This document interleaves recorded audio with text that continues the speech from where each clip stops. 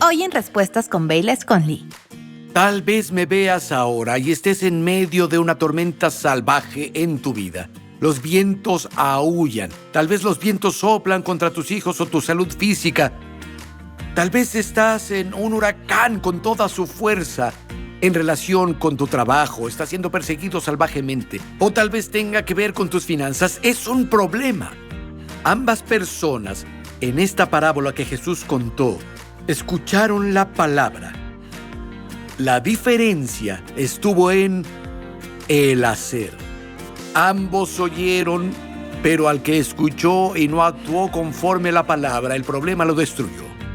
El hogar del que oyó y actuó conforme a la palabra se mantuvo firme porque fue construido sobre la roca de la palabra de Dios. Hola, soy Bayless Conley. En la vida todos enfrentamos incertidumbre, ya sean problemas financieros, valles relacionales, una crisis de salud, o solo intentamos descubrir nuestro propósito. Una cosa es segura: Dios te ve, Él te ama, y no importa lo que estés enfrentando, Él tiene las respuestas.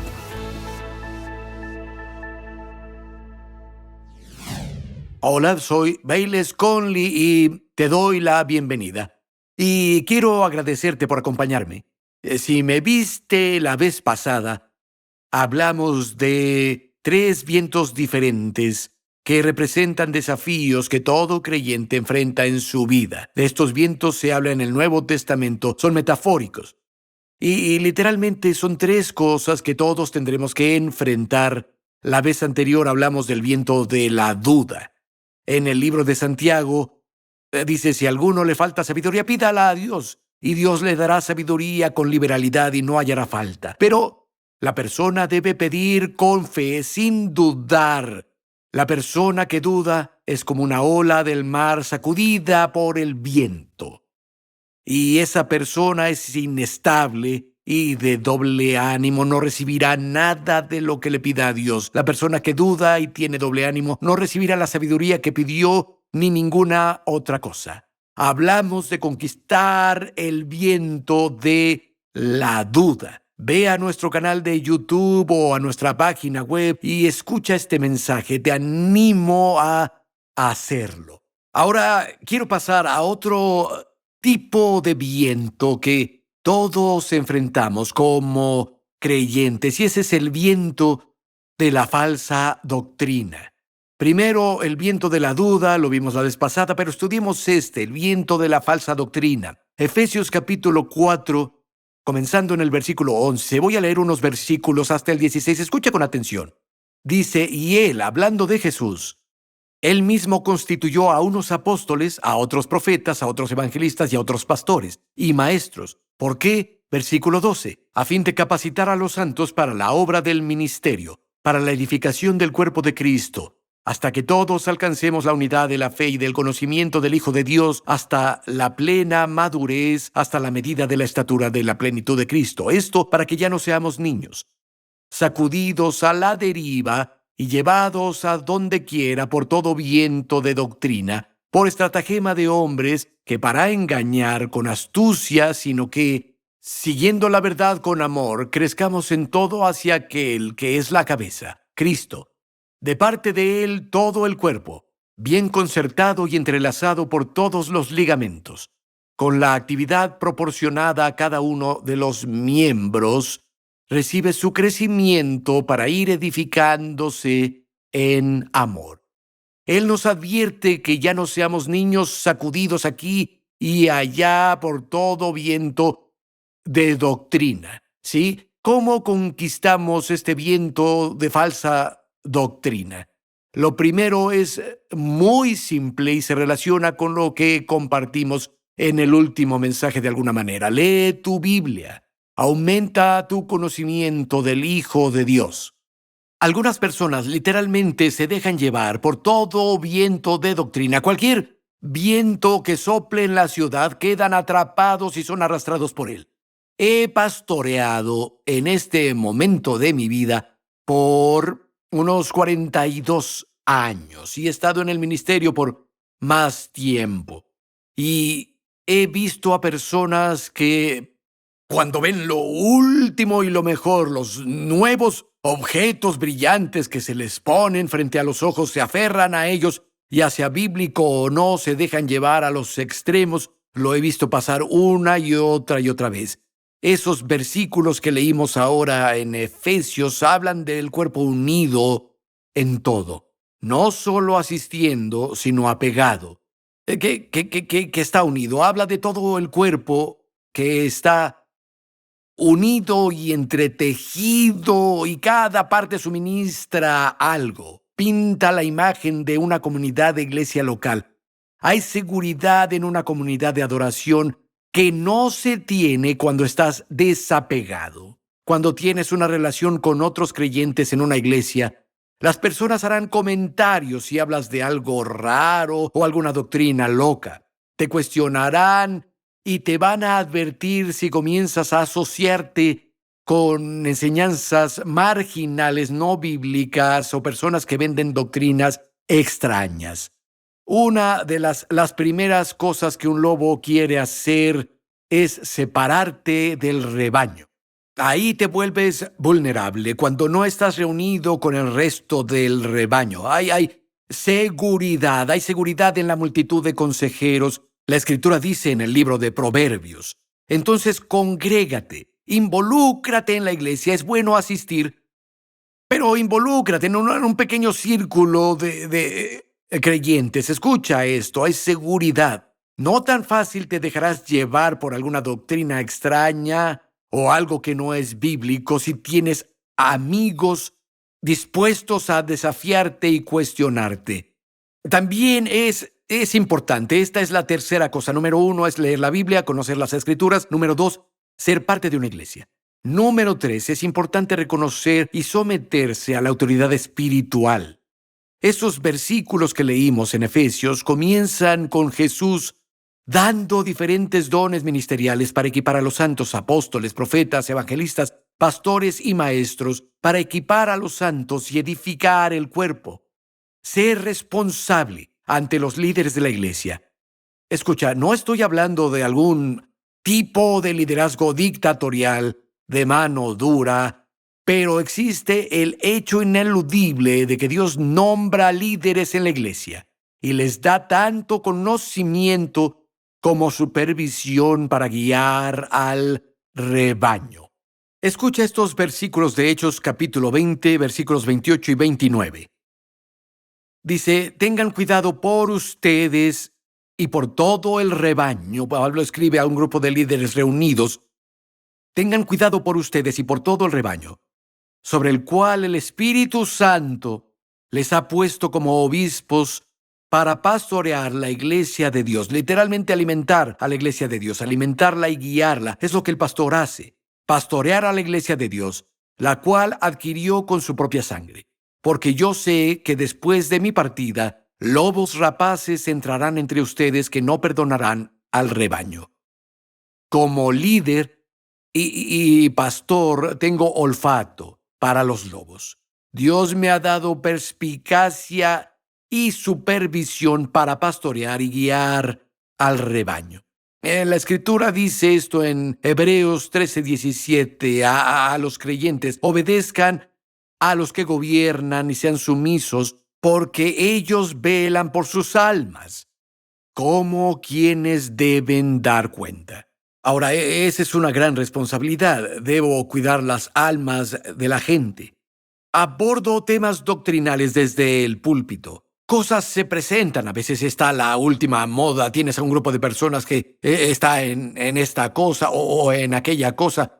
Puede ser una verdad llevada al extremo, relacionada con la guerra espiritual o alguna otra cosa, y sin dar nombres, abordo esos temas desde el púlpito y le doy la verdad a la gente sobre estos temas. Además, de vez en cuando, yo mismo u otros líderes de la iglesia hablamos con alguien individualmente sobre una doctrina a la que se han aferrado o algo que están adoptando. Tal vez comienzan a asociarse con algunas personas que están en alguna enseñanza marginal o un tipo marginal no bíblico de comportamiento.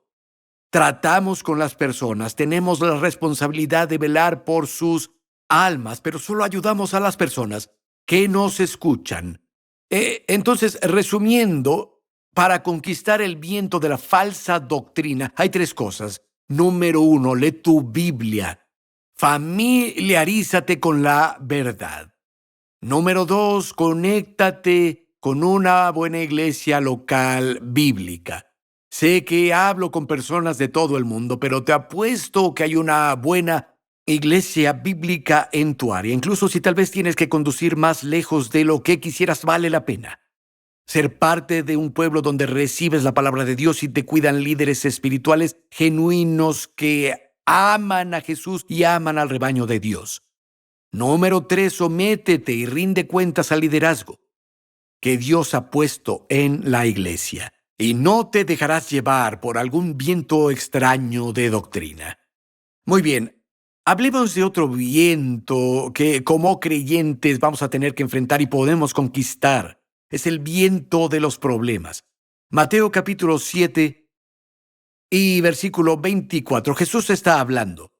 Él dijo, cualquiera pues que me oye estas palabras y las hace, será como un hombre prudente que edificó su casa sobre la roca. Y cayó la lluvia, vinieron torrentes y vientos soplaron y golpearon contra aquella casa, pero no se derrumbó, porque se fundó sobre la roca. Pero todo el que me oye estas palabras y no las hace, será como un hombre insensato que edificó su casa sobre la arena. Cayó la lluvia, vinieron torrentes y soplaron vientos y azotaron contra aquella casa y se derrumbó y fue grande su ruina. Todos enfrentamos tormentas. Llegan a la vida de cada creyente. Nos enfrentamos a problemas. Y es ineludible. No importa si eres un creyente maduro o un creyente nuevo. Vivimos en un mundo caído, es un mundo lleno de problemas. Tal vez me ves ahora y estás en medio de una tormenta salvaje en tu vida. Los vientos aúllan. Tal vez los vientos soplan contra tu matrimonio, amenazan con destruir tu matrimonio y la relación con esa persona con quien tienes una vida. Tal vez los vientos soplan contra tus hijos o tu salud física. Tal vez estás en un huracán con toda su fuerza. En relación con tu trabajo, estás siendo perseguido salvajemente, o tal vez tenga que ver con tus finanzas. Es un problema.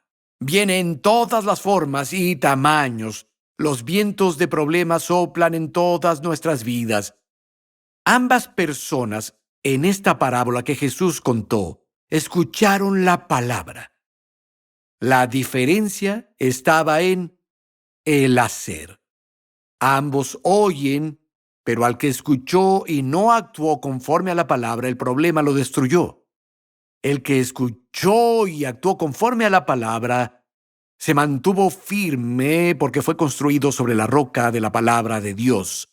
2 personas pueden ir a la iglesia y oír el mismo sermón y tener resultados completamente diferentes en sus vidas. Uno lo oye, dice amén, toma notas, pero no actúa como debe, mientras que el otro inmediatamente lo pone en práctica. Puedes oír un mensaje sobre la necesidad de ser generoso, de tener un corazón generoso, de honrar a Dios con la primera parte de tus ingresos y las bendiciones que eso conlleva y la seguridad que eso conlleva y decir amén. Pero sales y nunca lo haces, mientras que otros inmediatamente es una revelación, lo ponen en práctica en sus vidas y cosechan los resultados. Podría ser un un mensaje sobre bendecir a los que te maldicen. Haz el bien a los que te odian, ora por aquellos que te usan con rencor y te persiguen. Algunas personas lo escuchan y dicen sí, amén, pero no lo hacen. Pero otra persona dice, ¿sabes qué? No tengo ganas de hacerlo, esto va a ser lo más difícil que he hecho. Pero voy a ser amable con esta persona en el trabajo que ha sido tan beligerante conmigo y que ha sido tan mala conmigo. Y actuará conforme a la palabra. Recuerdo cuando mi esposa y yo nos casamos, mi esposa es enfermera titulada. Ella ha mantenido su licencia vigente, pero no ha trabajado de enfermera. Desde que comenzamos la iglesia de Cottonwood en 1983, ha trabajado a tiempo completo aquí desde ese día. Y sabes qué valiosa ha sido mi esposa. Voy a dar un saludo a mi esposa. Y ella venía y desarrolló todo el ministerio de niños al principio. Llegó al punto en que teníamos 600 niños y estamos hablando de hace 30 años. Eran 600 niños y cientos de voluntarios. Ella desarrolló todo eso, todo el programa, armó todo el protocolo y luego tuvimos que contratar a varias personas para cumplir el rol que ella tenía. Cambiaba de lugar y desarrollaba otra área en la iglesia. Crecía y conseguía voluntarios ahí. La cosa se expandía y teníamos que contratar a varias personas para ocupar su puesto y hacer eso. Ella ha hecho eso a lo largo de la historia de la iglesia. Pero cuando nos casamos, yo trabajaba como pastor asistente en otra iglesia. Trabajé ahí 2 años sirviendo a otro hombre en su visión.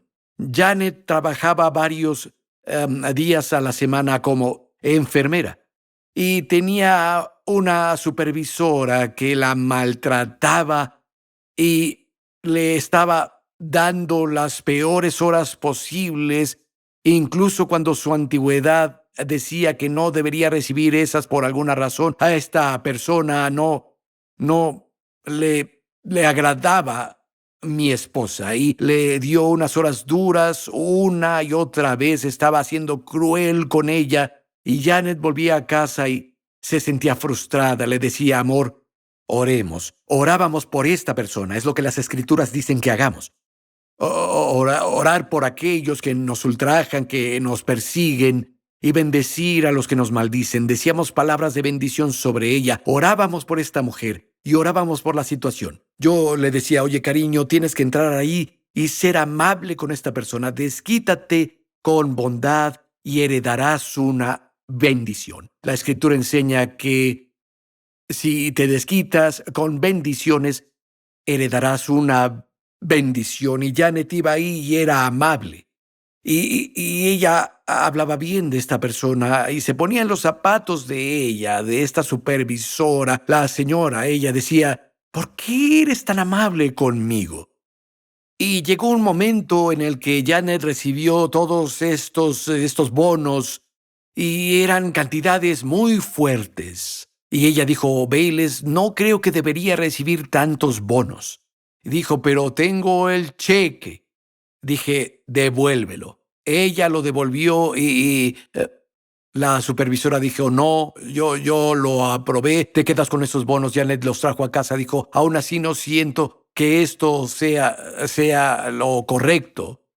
Hay otras personas que no recibieron bonos como este y no estoy segura de merecerlos. Le dije, bien, devuélvelo. Deja que tu conciencia esté tranquila. Volvió con esta supervisora y la supervisora le dijo, escucha, he aprobado esto, tengo la autoridad para hacerlo, te doy estos bonos, ahora tómalos. Janet los volvió a traer y dijo, ella no me deja hacerlo. Y dije, ok, tomemos el dinero y corramos. Y entonces lo depositamos en el banco y esta supervisora, que era su perseguidora, se volvió su mayor defensora.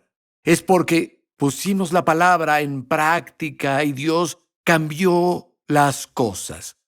Me acuerdo de una señora que llamó una vez y nuestra iglesia era muy pequeña en ese tiempo. Su nombre era Sharon. Sharon llamó, yo contesté el teléfono, yo era el pastor y el secretario y Janet era la contadora, etcétera, etcétera. La iglesia era pequeña. Contesté el teléfono. Hola, Sharon, dijo, pastor, ¿tenemos ancianos en la iglesia? Le dije, bueno, sí, tenemos ancianos en la iglesia. Dije, yo califico como anciano. Dije, ¿qué sucede? Dijo, bueno, estoy enferma, tengo esta increíble gripe. Ahora no me siento bien, tengo una terrible jaqueca, estoy ardiendo con fiebre. Estoy muy enferma, siento que me desmayaré. Estaba leyendo el libro de Santiago. Dice, ¿hay algún enfermo entre ustedes que llame a los ancianos de la iglesia, que vengan y oren sobre él, ungiéndolo con aceite en el nombre del Señor, y la oración de fe sanará a los enfermos? Si ha cometido pecados, les serán perdonados. Pastor, si es anciano, necesito que venga y me unja con aceite y ore la oración de fe sobre mí. Le dije, voy a llegar en 15 minutos. Entonces yo tomé mi botella de aceite, entré al auto, fui a la casa y llamé a la puerta. Sharon abrió y dijo, vaya, estoy sufriendo, ahora tengo la peor jaqueca. Dije, ok, lista, estamos parados ahí en la entrada, la ungí con aceite, oré por ella y empezó a gritar. Fue asombroso. Dijo, no tengo jaqueca. La fiebre ha desaparecido. Comenzó a marchar alrededor de su casa, gritando a todo pulmón, levantando la mano y alabando a Dios. La dejé ahí después de adorar a Dios junto con ella por un rato. Ella seguía caminando por la casa y alabando a Dios. Bueno, ella escuchó la palabra y actuó conforme a eso. Santiago dijo, no sean oidores de la palabra, sino hacedores de ella. Un oyente y no un hacedor se engaña a sí mismo. Santiago continuó diciendo, estoy pensando si comparto otra historia contigo. Nuestro hijo Spencer, nuestro hijo menor, cuando era pequeño, había estado viendo, teníamos estos videos viejos que eran como cintas VHS. Ponías esta cinta en la máquina y se veían en la televisión. Estaba viendo una especie de caricatura bíblica que teníamos. En particular, la que veía trataba sobre la idolatría. Creo que fue Gedeón quien destruyó el ídolo de la casa de su padre. Estoy seguro de que eso era. Todo el tema de esta caricatura en particular era sobre cómo debemos adorar a Dios y no adorar a ídolos. No lo sé. Creo que las estrellas de la caricatura eran un zorro y un mapache o algo así. Era una cosa linda de niños, pero un buen principio bíblico. Incluso en el Nuevo Testamento, en Primera de Juan dice, amados, guárdense de los ídolos. Es el último versículo en ese libro. En fin, Spencer terminó la cinta VHS y creo que tenía tal vez 4 años en ese momento, algo así. Y su hermano Harrison, Spencer más bien tenía 5 años, no lo sé, su hermano mayor tenía 7 u 8 años. En fin, Spencer se fue a su habitación y oí un estrépito y algo se rompía. Todos fuimos a la habitación, su hermano mayor, su hermana gemela, su madre y yo estábamos ahí. Y Spencer tenía una gran sonrisa en su cara. Harrison había ganado un trofeo de béisbol. Su equipo había quedado en el primer lugar. Estaba muy orgulloso, tenía este trofeo, el del primer lugar en su tocador, y ahora lo había roto. Y Spencer tenía los pedazos rotos y él dijo, «Lo hice, papá, rompí el ídolo». Y su hermano se enojó mucho. «Spencer, rompiste mi trofeo de béisbol». Y Janet y yo nos carcajeamos. ¿Cómo puedes castigarlo por eso? Rompió el ídolo, estaba actuando según la palabra, tal como Gedeón había roto el ídolo en la historia bíblica. Y nos reímos y reímos y reímos, pero ese es el tipo de corazón que Dios está buscando. Uno que escucha la palabra e inmediatamente va y actúa conforme a ella. Si esa palabra tiene que ver con tus finanzas, si esa palabra tiene que ver con tu matrimonio, si esa palabra tiene que ver con tu salud, si esa palabra tiene que ver con la crianza de tus hijos, si tiene que ver con responder a un enemigo, ya sea que esa palabra tenga que ver con asistir a la iglesia, la Escritura dice, al ver acercarse el día de la venida de Cristo, no debemos abandonar el reunirnos, es más, debemos reunirnos más mientras vemos que ese día se acerca. Esa es la palabra que debes llevar a cabo. Sé que hay alguien allá viéndome ahora porque no planeaba decir esto, pero ¿has tenido una experiencia con Jesús, pero no vas a la iglesia por alguna razón? Necesitas regresar a la iglesia. Plántate en una iglesia local. Necesitas actuar según la palabra de Dios. Necesitas ser un hacedor de la palabra y no solo un oyente. Si vas a vencer los vientos de problemas que vienen a la vida, debes ser un hacedor de la palabra. Entonces, las 3 cosas en el mensaje pasado y este tiempo que leímos, en primer lugar, está el viento de la duda. Pides y oras a Dios por sabiduría o algo más y la vocecita dice, en verdad no lo crees posible. o no te sientes diferente, Dios no te oyó. Mejor ora de nuevo. Te vuelves doble de ánimo. No sé si Dios me oyó o no, no sé si Dios responderá o no. No, necesitas ser estable. Cuando ores, es hora de comenzar a agradecer a Dios y alabarlo por la respuesta. La manera de mantenerte firme y conquistar el viento de la duda es que la palabra de Dios se implante en tu corazón. A través del acto y el arte de la meditación, reflexionas en la palabra de Dios, la lees una y otra vez, te alimentas de ella, y la fe es el subproducto natural de la palabra implantada que mora en ti. Puedes conquistar el viento de la duda plantando su palabra en tu vida. Ese es el anterior mensaje. Y comenzamos hoy a hablar de conquistar el viento de la falsa doctrina. Escucha, vientos de falsa doctrina soplan a través de la iglesia todo el tiempo. No dejes que te lleven, no dejes que te lleven estos vientos. Sé un amante de la Biblia. Ten una aventura con tu Biblia. Número 1. Número 2, plántate en una iglesia local. Número 3, sométete a la autoridad espiritual. Entonces, cuando se trata de vientos de problemas, si conquistarás los vientos de los problemas, debes oír la palabra de Dios y ser un hacedor de la palabra. Proponte en tu corazón que en el momento en que lo entiendas, lo vas a hacer. Déjame darte algo que puedes hacer incluso ahora.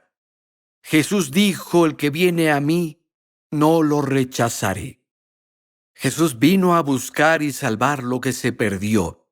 Él dijo, tanto amó Dios al mundo que dio a su Hijo unigénito para que todo aquel que cree en Él no perezca, sino que tenga una vida eterna. Cree en el Señor Jesucristo hoy y pon tu confianza en Él.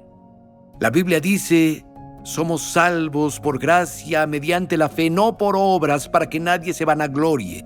Es el regalo de Dios, que si crees en tu corazón, Dios resucitó a Jesús de los muertos, lo confiesas con tu boca como Señor, serás salvo. ¿Crees que Jesús murió en la cruz por tus pecados? Te digo que sí. Él tomó tu lugar y cargó con el castigo por tus pecados en el Calvario. Él derramó su preciosa sangre por ti, para liberarte y darte una nueva vida. Si crees que Él resucitó de los muertos después de ese gran sacrificio, si estás dispuesto a darle tu corazón y confesarlo como Señor, Él te llevará a una relación consigo mismo y con el Padre que se llama salvación. ¿Por qué no oras conmigo ahora? En voz alta, dile estas palabras a Dios. Di, Dios, vengo a ti ahora. Creo con todo mi corazón. Adelante, dilo. Creo que Jesús es tu Hijo. Creo que Él murió en la cruz por mis pecados y que resucitó de los muertos. Jesús, te confieso ahora como mi Señor. Nos encantaría saber de ti, amigo. Oro porque Dios te bendiga mucho. Esperamos verte la próxima vez. Hasta entonces, la gracia de Dios para ti. Amén. Agradecemos a los amigos y donadores que hacen posible este programa. Para más información e inspiración, visita bailesconley.com. Oramos para que la bendición de Dios te acompañe siempre.